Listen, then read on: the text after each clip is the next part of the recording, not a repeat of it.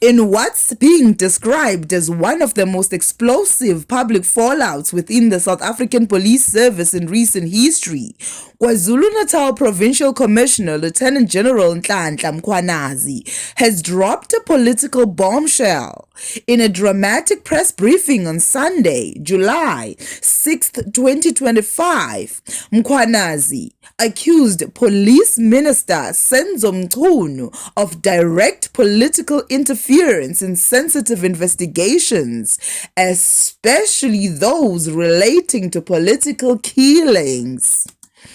And while these accusations sent shockwaves across the country, the response from the police ministry was swift and firm: denial, deflection, and counter-allegations. Let's break down what happened, because what we're witnessing is more than just a clash of personalities. This is about power, corruption, political killings, and the fight for control inside the SAPS. Standing behind a podium in Durban, flanked by high-ranking police officers, Mkhwanazi didn't hold back. He claimed that Minister Mchunu and his office were interfering in high-profile investigations, especially those probing political motivated murders in KwaZulu Natal. According to Mkhwanazi, certain cases have been deliberately derailed, investigations were allegedly obstructed or manipulated, and SAPS members who refused to play along found themselves isolated or intimidated. He warned of dangerous individuals operating within the police service itself, suggesting that corruption and politics were now indistinguishable in some branches of SAPS. In his words, this is not just about policing anymore. This is about the survival of our democracy. Hours later, Minister Mchunu responded at a separate press briefing and across several media platforms. The minister flatly denied all the allegations.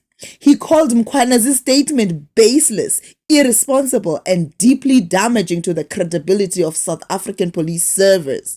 Mchunu insisted that his role is purely oversight, not operational, and that he would never interfere with ongoing investigations.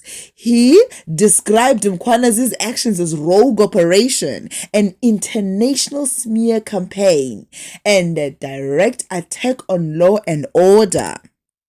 In fact, others within SAPS, such as controversial crime intelligence boss Shadrack Sibiya, publicly labeled Mkhwanazi a warlord, suggesting that he was the one abusing power and manipulating operations for political motives. The backdrop to this public fallout is deeply disturbing.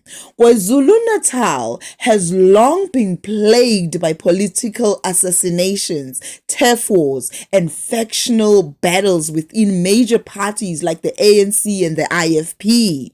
Police investigations into these killings have often stalled or sabotaged. Some say it's incompetence. Others say it's intentional. Early in 2024, a special task team was set up to tackle political violence, but according to Mkhwanazi, that task team is now under threat, allegedly from the very top. If his claims are true, it means that some of the people responsible for stopping political killings may be actively protecting the killers. The nation is divided, throwing the SAPS into disrepute. Legal experts, political analysts, and civil society organizations have all weighed in, calling for urgent parliamentary inquiries, independent investigations, and a complete overhaul of internal SAPS accountability structures. But so far, no resignations, no suspensions, no arrest. Just words and growing mistrust. This story is still unfolding, and if Mkhwanazi's claims are accurate, we may be looking at one of the deepest institutional crises in the history of post-apartheid policing. So we'll be watching closely. Drop your thoughts below, and do you believe Mkhwanazi, or is this just another political power?